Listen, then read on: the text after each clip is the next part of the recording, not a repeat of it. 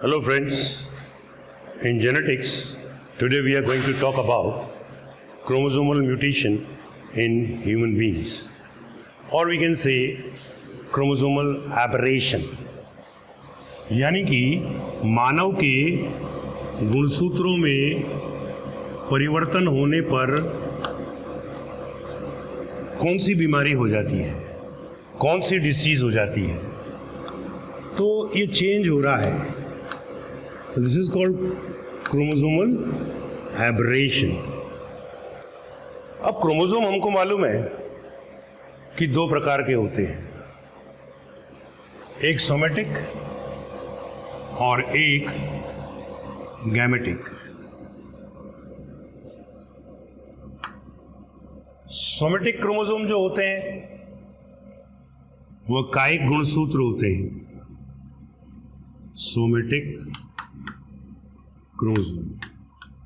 अगर इनके अंदर कोई परिवर्तन होता है तो उसकी आनुवांशिकी नहीं होती है, लेकिन गैमेटिक क्रोमोसोम जो होते हैं उनके अंदर अगर परिवर्तन होता है तो इनहेरिटेड होते हैं, उनकी आनुवांशिकी होती है। क्रोमोसोमल एबरेशन को यदि हम देखें तो ये दो प्रकार के होते हैं, एन्यूप्लॉइडी जिसे हम लोग असुगुणिता कहते हैं, और दूसरा जो होता है वो होता है यूप्लॉइडी जिसे हम लोग सुगुणिता कहते हैं। सुगुणिता में क्या होगा? The number of chromosome will be multiplied, यानी कि गुणसूत्रों का गुणन होगा, मूलभूत गुणसूत्रों का गुणन होता है। प्लांट्स के अंदर तो ये कॉमन होता है, लेकिन ह्यूमन बीइंग्स के अंदर, मानव के अंदर देखें तो एक स्वीडिश चाइल्ड था,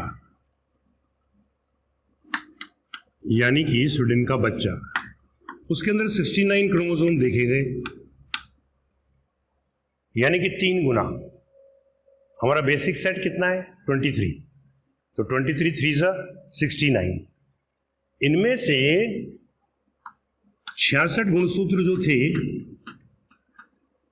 वो तो थे ऑटोसोम,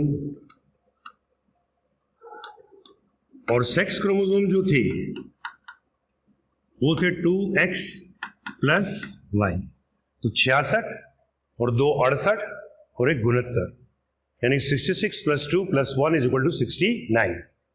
लेकिन ये बच्चा बाद में मर गया, लेटर ऑन ही डाइड। अब एन्यूप्लॉइडी पर आइए। एन्यूप्लॉइडी को अगर अपन देखते हैं तो यह 2 प्रकार की होती है।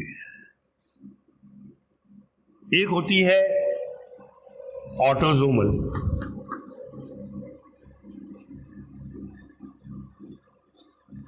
और एक होती है एलोसोमल। ऑटोसोमल का मतलब कायिक गुणसूत्र, सोमेटिक क्रोमोसोम के अंदर परिवर्तन। ये 2 प्रकार की होगी, एक कहलाई हाइपोप्लॉइडी,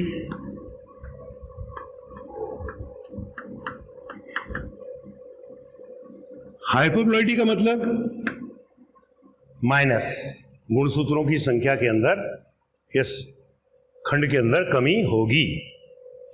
और दूसरा है हाइपरप्लॉइडी,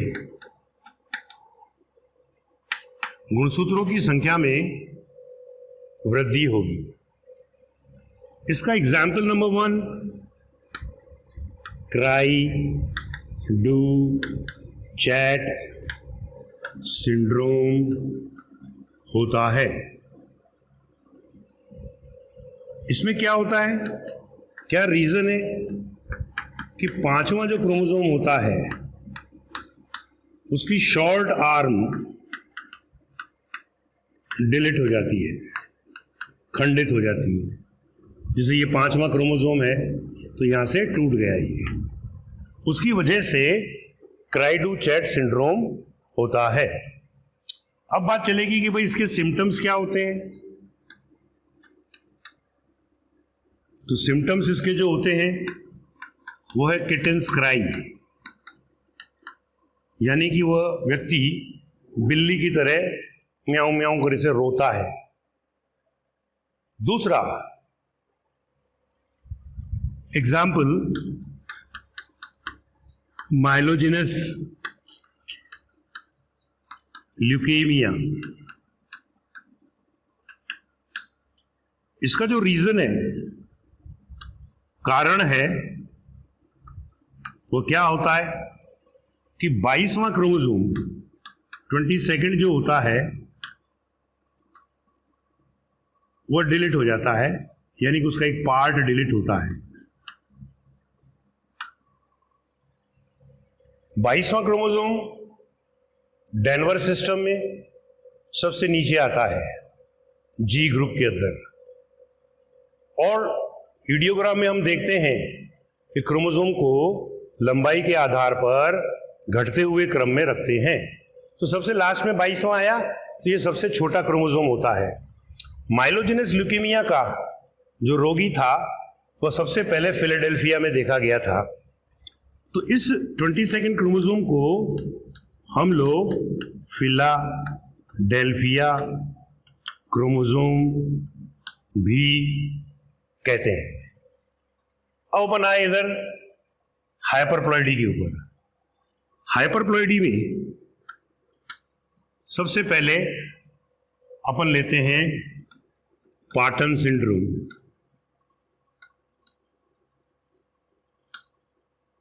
पाटन सिंड्रोम कब होता है?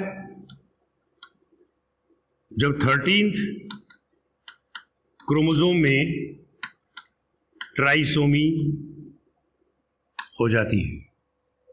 Trisomy means 2n+1। Then comes your Edward syndrome. Edward syndrome के अंदर क्या होता है कि 18th क्रोमोसोम में ट्राइसोमी होती है और डाउन सिंड्रोम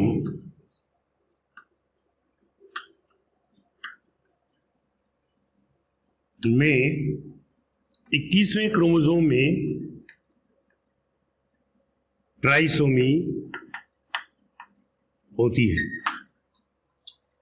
डाउन सिंड्रोम की खोज जो थी वो जॉन लैंगडाउन ने करी थी। मंगोलिज्म भी कह देते हैं इसको, क्योंकि मंगोलिया के अंदर सबसे पहले इसका रोगी देखा गया। एक बच्चे का चित्र दे रखा है उन्होंने एनसीईआरटी की किताब में, और उसके अंदर उन्होंने इसके सिम्टम्स लिख रखे हैं। सिम्टम्स जो होते हैं उनके अंदर पहला है चौड़ा मुख, यानी कि वाइड माउथ। दूसरा जो है लूप्स ऑन फिंगर, उंगलियों पर झुर्रियां देखने को मिलती हैं। लो हाइट, यानी कि ऊंचाई भी कम होती है। फिर कंजेंशियल हार्ट डिसीज, कंजेंशियल हार्ट डिसीज, ये सिम्टम्स, चौड़ा माथा भी होता है, ब्रॉड फोरहेड। तो ये 5 जो है करेक्टर या सिम्टम डाउन सिंड्रोम में हमको देखने को मिलते हैं। अब हम आते हैं एलोसोमल के ऊपर। एलोसोमल में क्या होता है कि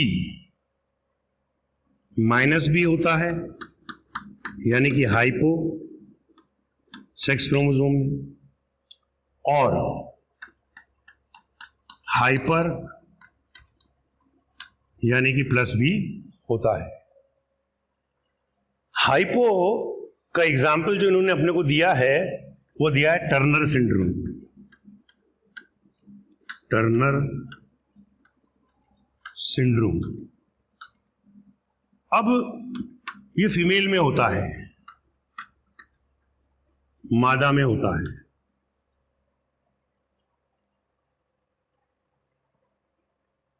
कौन से क्रोमोसोम की कमी होगी? मादा में हमें XX मिलता है, इसमें से एक X निकल जाता है तो केवल एक X ही बचता है, तो बाकी कितने बचे आपके पास में? 44। तो इसके अंदर क्रोमोसोम कितने होंगे? 45। इसका जीनोटाइप 2A+X0 हम लोग लिख देते हैं। टर्नर सिंड्रोम का जो सिम्टम होता है, लक्षण होता है, वो होता है lack of secondary sexual character, यानी कि द्वितीयक लैंगिक लक्षणों का अभाव होता है। अब मादा में द्वितीयक लैंगिक लक्षण आप जानते हैं कि तीखी आवाज, स्तन ग्रंथियां विकसित होती हैं, ये इनके अंदर हमको देखने को नहीं मिलता है। अब आता है हमारे पास में नंबर 2, हाइपरप्लॉइडी। इसके अंदर एग्जाम्पल है क्लाइन फिल्टर सिंड्रोम। ये नर में होता है, मेल में होता है, और ये XY है मेल के अंदर। इसमें क्या होता है? एक X आकर जुड़ जाता है, यानी कि ये अलग नहीं हुआ, नॉन डिस्जंक्शन नहीं हुआ इसका, और फीमेल से X आ गया, तो आपके पास में जीनोटाइप ये हो जाएगा। अब टोटल क्रोमोसोम कितने हो गए इसके अंदर? इसके अंदर हो जाएंगे साहब 47 क्रोमोसोम हमको देखने को मिलेंगे, और इसको हम 2A+XXY से प्रदर्शित कर सकते हैं। अब बात चलेगी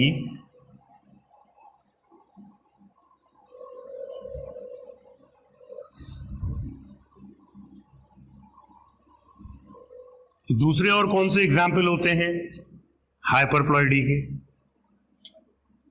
दूसरे एग्जाम्पल में हम लोग जो है सुपर फीमेल की बात कर रहे हैं। सुपर फीमेल,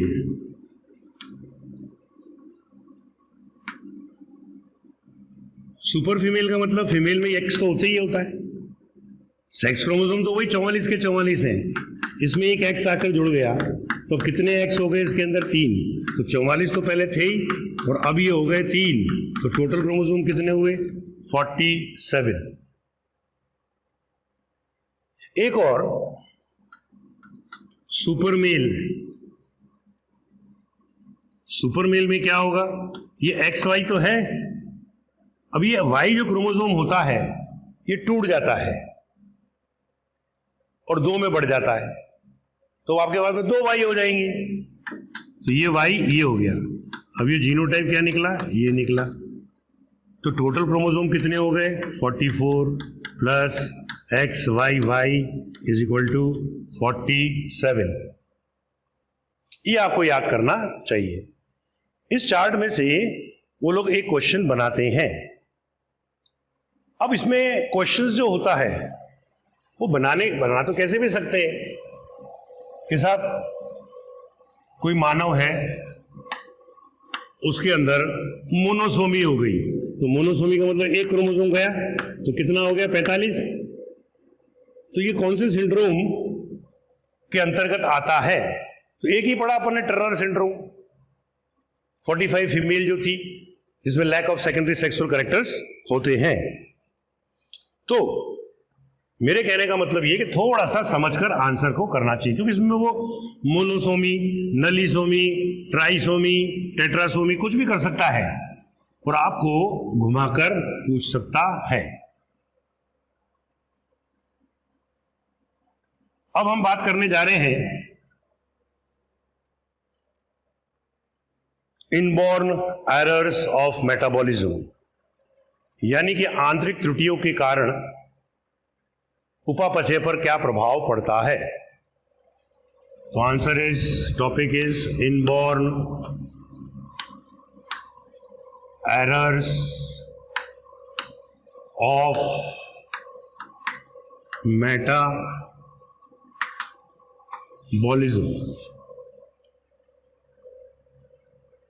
कि उपापचय में परिवर्तन जो होता है वह आंतरिक त्रुटियों के कारण होता है। देखिए, बीडल और टाटम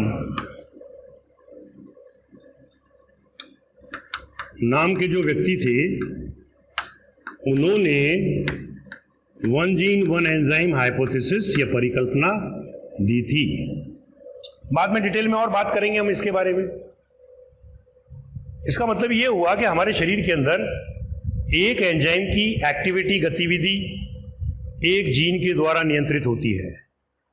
अगर इस जीन के अंदर त्रुटि हो गई, एरर हो गई, तो ये एंजाइम काम नहीं करेगा, और एंजाइम काम नहीं करेगा तो मेटाबॉलिज्म प्रभावित हो जाएगी। इस संदर्भ में आर्चिबाल्ड गैरल्ड ने सर्वप्रथम बताया कि inborn errors of the metabolism occur due to the defective enzyme. त्रुटिपूर्ण एंजाइम के कारण उपापचय क्रिया जो होती है वह प्रभावित होती है। इनको फादर ऑफ बायोकेमिकल जेनेटिक्स भी कहते हैं। He is called as father of biochemical genetics. इनको फादर ऑफ ह्यूमन जेनेटिक्स भी कहते हैं।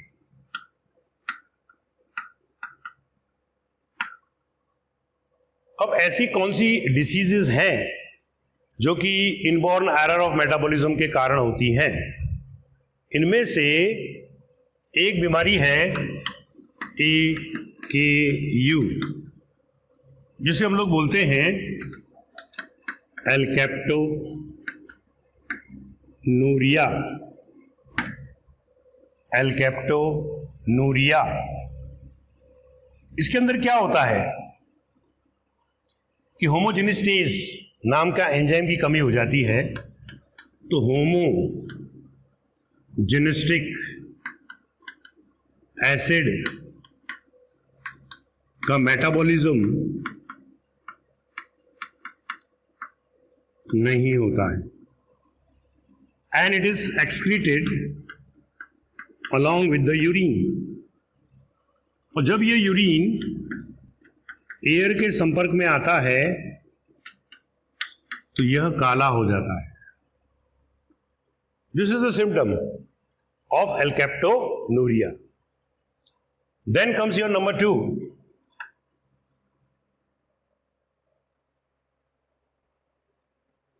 that is your phenylketonuria। phenylketonuria ये रेसेसिव है, अप्रभावी जीन के कारण होते हैं। फिनाइलकेटोनूरिया को हम लोग PKU कहते हैं। इसमें क्या होगा? टायरोसिनेज एंजाइम की कमी होगी, तो फिनाइल एलेनिन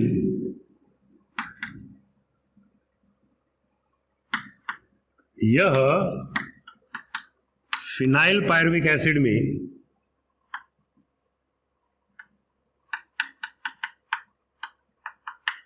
बदल जाता है, and it gets stored in the brain।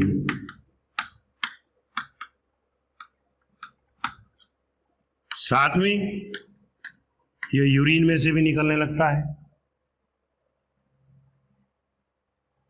इसको हम लोग फिनाइलकेटोनूरिया कहते हैं। देन कम्स योर नंबर 2,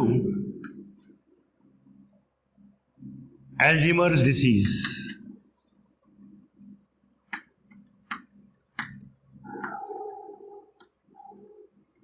इसमें 21st क्रोमोसोम जो होता है उसके क्रोमोसोम की भुजा टूटती है और टूटकर 19th में जाकर जुड़ जाती है, जिसके कारण ब्रेन में एमाइलॉइड प्रोटीन, प्लेक बन जाते हैं। यानी कि एमाइलॉइड प्रोटीन के चकत्ते जो होते हैं वो ब्रेन के अंदर बन जाते हैं।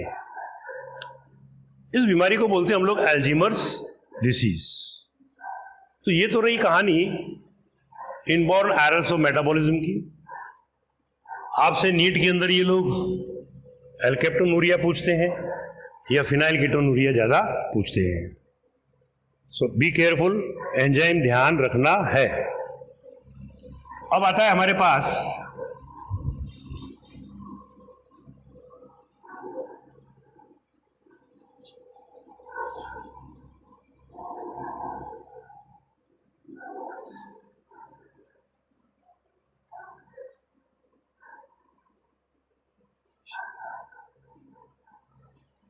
कि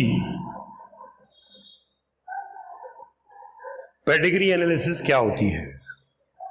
हिंदी में बोलते हैं उसको संतति विश्लेषण, पेडिग्री एनालिसिस।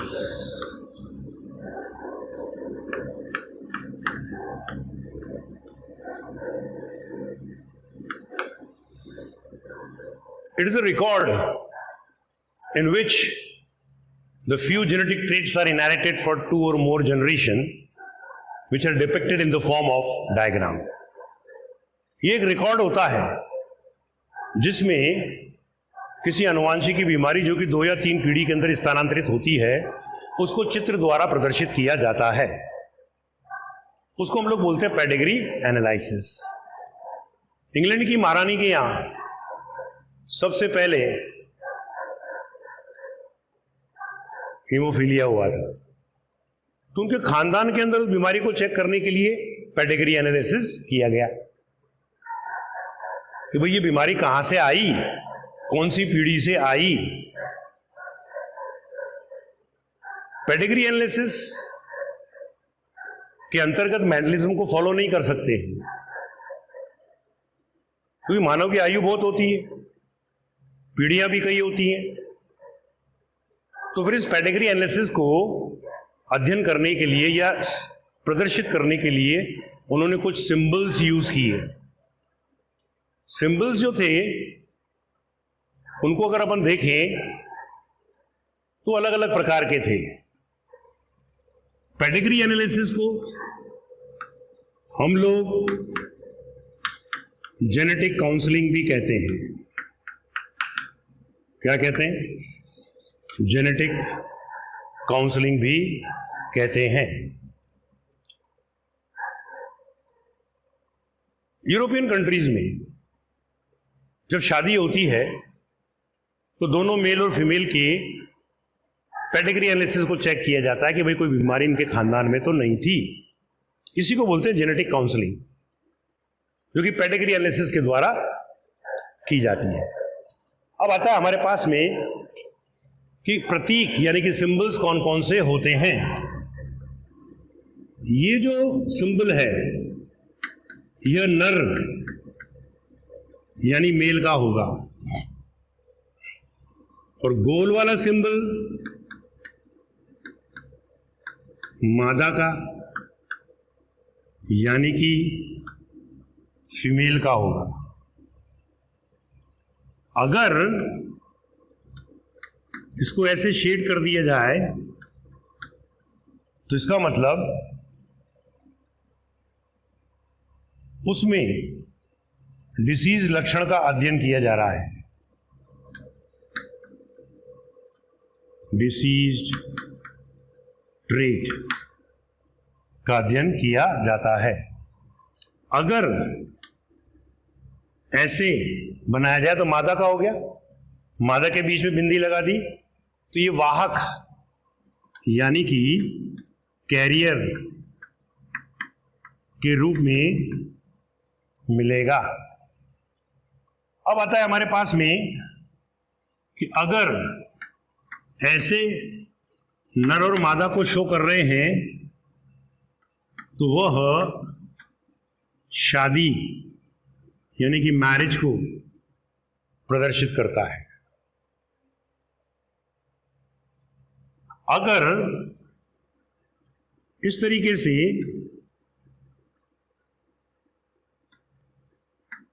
शो किया जाता है तो इसका मतलब हो गया कि संबंधियों में शादी करना, इसको बोलते हैं कॉन्सेंजिनस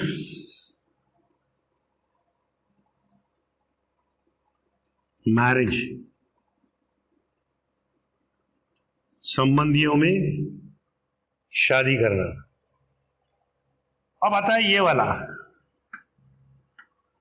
एक जायगोट था, उससे या तो दोनों लड़की पैदा होंगी या दोनों लड़के पैदा होंगे, तो इसको बोलते हैं हम लोग मोनोजाइगोटिक ट्विंस। मोनोजाइगोटिक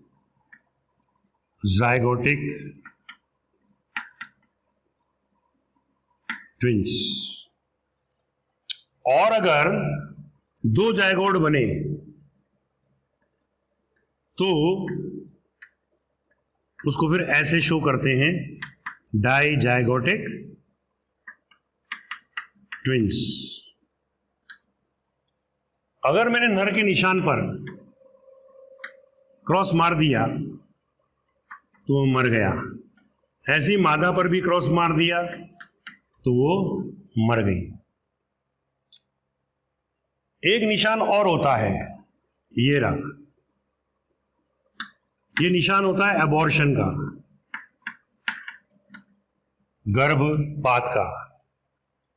तो ये जो है अक्सर ये वाला पूछते हैं, जो मैंने देखा है, या मोनोजाइगोटिक ट्विंस पूछते हैं, या डाइजाइगोटिक ट्विंस पूछते हैं, या कॉन्सेंजिनस मैरिज के बारे में पूछते हैं।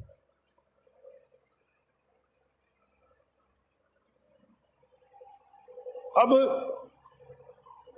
जो पेडिग्री एनालिसिस अपनी एनसीईआरटी में दे रखी है, उसमें उन्होंने दो एग्जाम्पल दिए हैं। एक तो डोमिनेंट प्रभावी ऑटोसोमल डिसीज, वो इन्होंने दिया अपने को मायोटोनिक डिस्ट्रॉफी।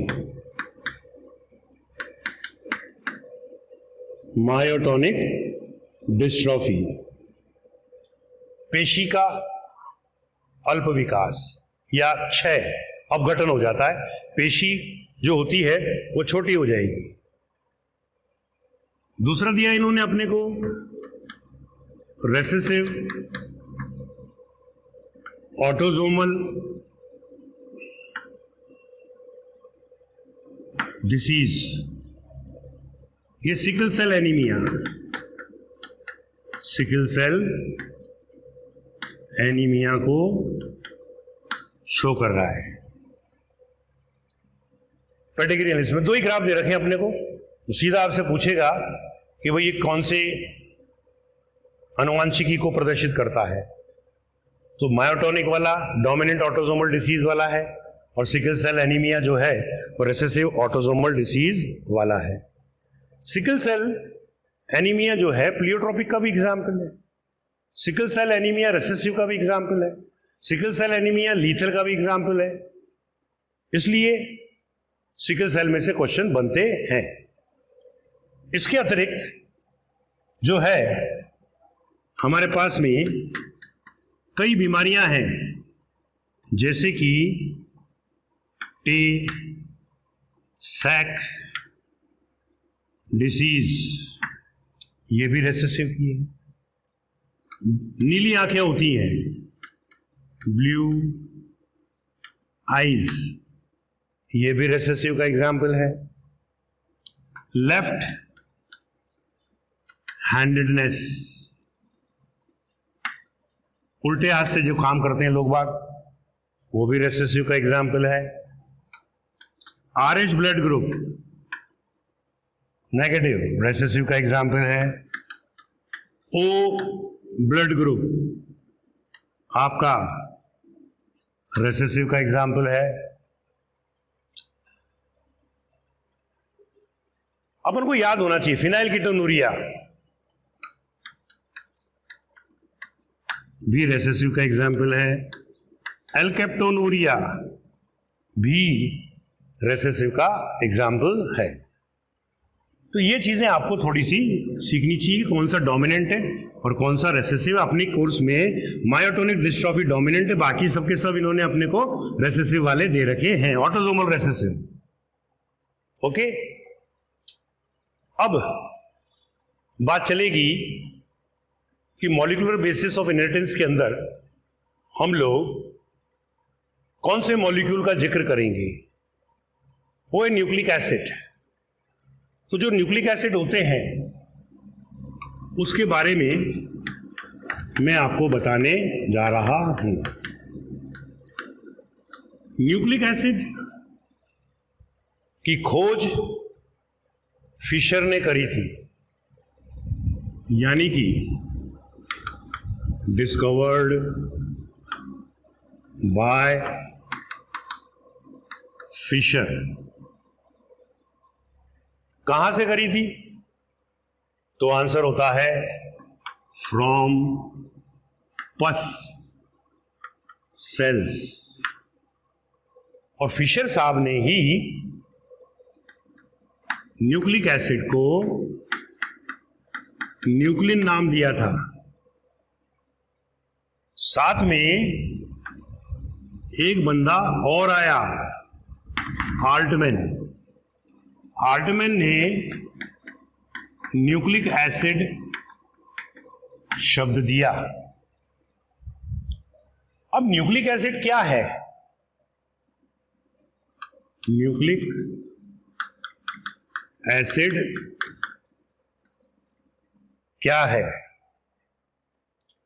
तो nucleic acid the linear polymer of nucleotides.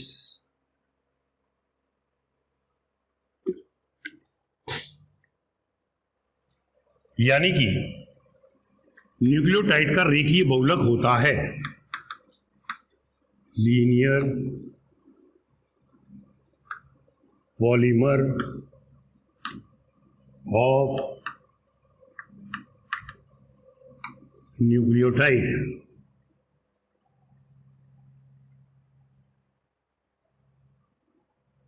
अब न्यूक्लिक एसिड कितनी प्रकार का होता है? तो एक कहलाता है डीएनए और एक कहलाता है आरएनए। क्वेश्चन ये बना था कि डीएनए और आरएनए में मूलभूत अंतर किसके कारण होता है? इन दोनों में डिफरेंस जो होता है is due to sugar. DNA जो होता है ये कहां कहां पर मिलता है? कई बार पूछा जा चुका है। ये माइटोकॉन्ड्रिया में मिलता है, क्लोरोप्लास्ट में मिलता है और न्यूक्लियस में मिलता है। आरएनए जो होता है यह आपको साइटोप्लाज्म के अंदर मिलेगा। इसका निर्माण जो होता है, फॉर्मेशन, वह न्यूक्लियोलस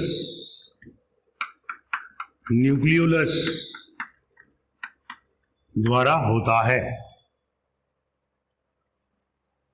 अब हम डीएनए की स्ट्रक्चर के बारे में बात करेंगे कि डीएनए की जो स्ट्रक्चर होती है वह कैसी होती है। स्ट्रक्चर ऑफ डीएनए, ये स्ट्रक्चर जो थी वो वॉटसन साहब ने दी थी, by Watson and Crick. DNA कई प्रकार का होता है, left handed, right handed. Right handed के अंदर A DNA, B DNA, C DNA, D DNA, और लेफ्ट हैंडेड के अंदर केवल एक ही डीएनए होता है जिसको बोलते हैं जेड डीएनए, जिसकी खोज अलेक्जेंडर रिच ने करी थी। तो वॉटसन और क्रिक ने कौन से डीएनए की स्ट्रक्चर के बारे में बताया? बी डीएनए की स्ट्रक्चर के बारे में बताया। फिर ये राइट हैंडेड कॉइलिंग का होता है, यह फ्रैंकलिन ऑस्टबरी ने बाय एक्सरे डिफ्रैक्शन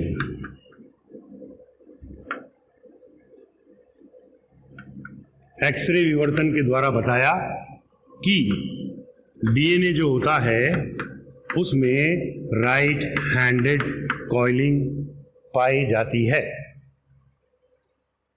क्या इस मॉडल के लक्षण थे? देखिए साहब, ये आपका डीएनए है। डीएनए जो होता है यह डबल स्टैंडर्ड होता है। डबल स्टैंडर्ड का मतलब द्विरज्जुकी होता है, ऐसा। कई जगह पर एक रज्जुकी होता है, जैसे कि 5x174 में एसएस डीएनए पाया जाता है। M13 के अंदर भी एसएस डीएनए पाया जाता है। अब ये दो तंतु हैं, यहां से लेकर यहां तक। इसको मैं थोड़ा समझाने के लिए खोलकर बता रहा हूं।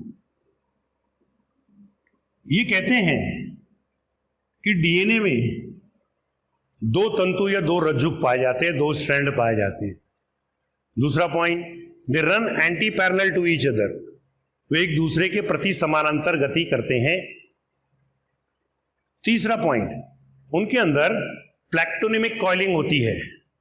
प्लैक्टोनिमिक कॉइलिंग का मतलब हो गया कि वह ऐसे कुंडलित होते हैं।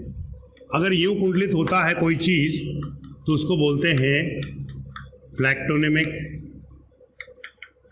कॉइलिंग, और अगर दोनों समानांतर होते हैं तो उसको बोलते हैं पैरानिमिक कॉइलिंग। तो ये प्लैक्टोनिमिक कॉइलिंग होता है। अब एक न्यूक्लियोटाइड जो होता है डीएनए में, उसके अंदर तीन चीजें होती हैं। एक होता है फॉस्फोरिक एसिड या फॉस्फेट, एक होता है नाइट्रोजनस बेस, और एक होता है शुगर। अगर डीएनए है तो उसमें डीऑक्सीराइबोज शुगर होगी, और अगर आरएनए है तो उसमें राइबोज शुगर होगी। तो ये कौन सा हो गया तुम्हारा? डीएनए। और ये कौन सा हो गया तुम्हारा? आरएनए। दोनों के दोनों कैसी शुगर है? पेंटोज शुगर है। तो डीऑक्सीराइबोज में ये ऐसे मिलेगा, और राइबोज के अंदर सेकंड कार्बन एटम के ऊपर आपको ऑक्सीजन देखने को मिलेगी। नाइट्रोजनस बेस की बात चलेगी तो नाइट्रोजनस बेस जो होते हैं वह दो प्रकार के, एक प्यूरीन और दूसरे पिरामिडिन। प्यूरीन जो होते हैं वो दो प्रकार के होते हैं, एडेनिन और गुआनिन। और पिरामिडिन जो होते हैं वो 3 प्रकार के होते हैं, thymine, cytosine and uracil. DNA के अंदर थायमिन पाया जाता है, आरएनए के अंदर थायमिन के स्थान पर यूरेसिल मिलता है। थायमिन को हम 5-मिथाइल यूरेसिल भी कहते हैं। क्या कहते हैं? 5-मिथाइल यूरेसिल। बातें बात करेंगे। अब जो डीएनए है उसके अंदर एक स्ट्रैंड 3' से 5' की ओर होता है और दूसरा स्ट्रैंड 5' से 3' की ओर होता है। यहां से लेकर यहां तक का जो एरिया होता है उसको पिच कहते हैं और पिच की लंबाई बी डीएनए की 34 एंगस्ट्रॉम होती है। इस पिच के अंदर, बी डीएनए के अंदर 10 बेस पेयर होते हैं बी डीएनए में। अब यहां पर ये शुगर है, यहां पर भी शुगर है, इधर फॉस्फेट है, इधर थायमिन आ गया, तो ये एक न्यूक्लियोटाइड हो गया। इधर ये शुगर है, इधर ये फॉस्फेट है, और ए के साथ कौन जुड़ता है? टी। यानी कि ए के साथ कौन जुड़ता है? टी। और अब दूसरा, ये एक जोड़ी न्यूक्लियोटाइड हो गया। अब ये दूसरा न्यूक्लियोटाइड इधर भी बनाया, इधर भी बनाया। अब हमने ले लिया सी, तो इसके सामने आएगा जी, तो ये हमारे पास में C ट्रिपल बॉन्ड G होगा। इधर ये फॉस्फेट हो गया, इधर भी फॉस्फेट हो गया। दो शुगर जो होती हैं ऊपर और नीचे, उनके बीच में ये फॉस्फेट ऐसे जुड़ा होता है। कौन कौन से कार्बन एटम के बीच में? 3' से 5' के बीच में जुड़ा हुआ रहता है। तो ये एक जोड़ी क्षार युग्म बेस पेयर, दूसरा, तीसरा, चौथा, छठा, 7वां, 8वां, 9वां और 10वां। तो एक पिच में 34 एंगस्ट्रॉम में 10 बेस पेयर्स होते हैं। अलग अलग ऑर्गेनिजम्स के अंदर एक पिच के अंदर बेस पेयर की संख्या अलग अलग होती है। हमारे एनसीईआरटी में 5 × 174 को दे रखा है, तो 4386 दे रखा है। एक बैक्टीरियोफेज लैम्डा को दे रखा है 48,302। मानव के अंदर उन्होंने जो है 4.6 × 10⁹ बेस पेयर बता रखे हैं। तो वो डेटाज याद कर लेना कि किसके अंदर कितने क्षार युग्म पाए जाते हैं। अब बात चलेगी कि ये जो न्यूक्लिक एसिड है, इन न्यूक्लिक एसिड को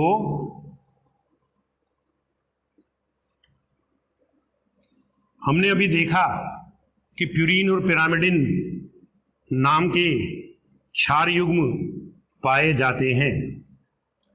इन क्षार युग्मों के संदर्भ में रिगार्डिंग द बेस पेयर्स, चेरगाफ नाम के व्यक्ति ने एक नियम दिया था, चेरगाफ रूल, चेरगाफ का नियम। वो क्या कहता था कि जब डीएनए का फॉर्मेशन होता है तो जितनी प्यूरीन की क्वांटिटी होती है उतनी ही पिरामिडिन की भी भाग लेती है क्वांटिटी।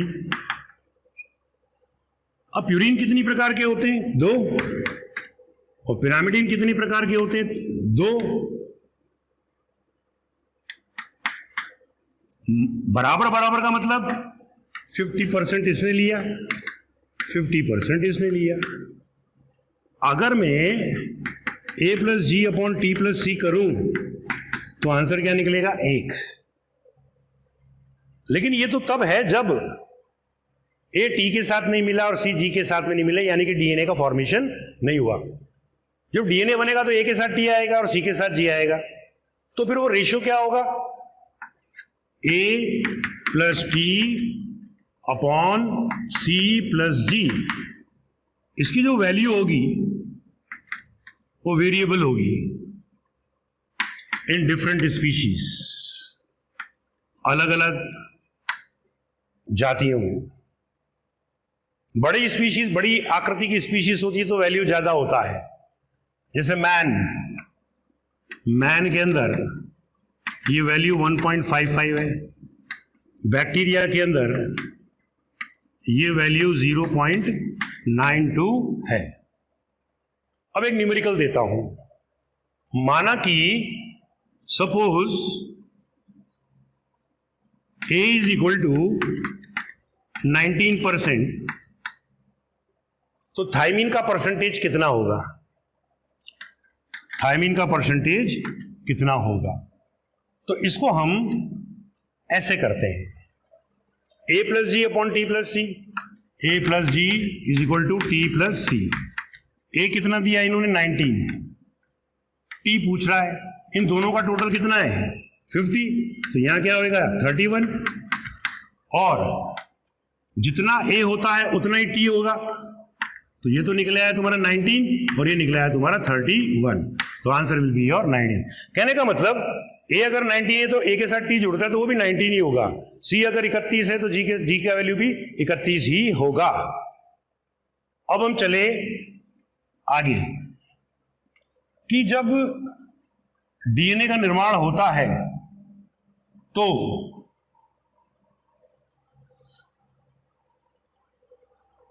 न्यूक्लियोटाइड के जो कंटेंट्स होते हैं उनके बीच में कौन सा बॉन्ड होता है? देखिए साहब, ये शुगर, ये नाइट्रोजनस बेस, ये शुगर, यहां पर फॉस्फेट ले लो या किधर ले लेते हैं, बीच में फॉस्फेट आ गया। ये ऐसे, ये एस्टर बॉन्ड होता है। चूंकि फॉस्फेट 2 एस्टर बॉन्ड से जुड़ा हुआ है तो इसको बोलेंगे फॉस्फोडाइएस्टर, जो 3 डैश से 5 डैश के बीच में होता है। नाइट्रोजनस बेस और शुगर के बीच में ये जो बॉन्ड होता है ये ग्लाइकोसिडिक बॉन्ड होता है, और ये जो होता है ये हाइड्रोजन बॉन्ड होता है। सी और जी के बीच में हाइड्रोजन बॉन्ड है, ट्रिपल हाइड्रोजन बॉन्ड। सी और जी अगर ज्यादा है किससे? ए और टी से, तो more density of the DNA will be there. So this is the structure of the DNA. इसके बाद में हम लोग बात करेंगे किसकी? आरएनए की। फिर हम बात करेंगे हिस्टोन की, जिसके बारे में बात करेंगे हम लोग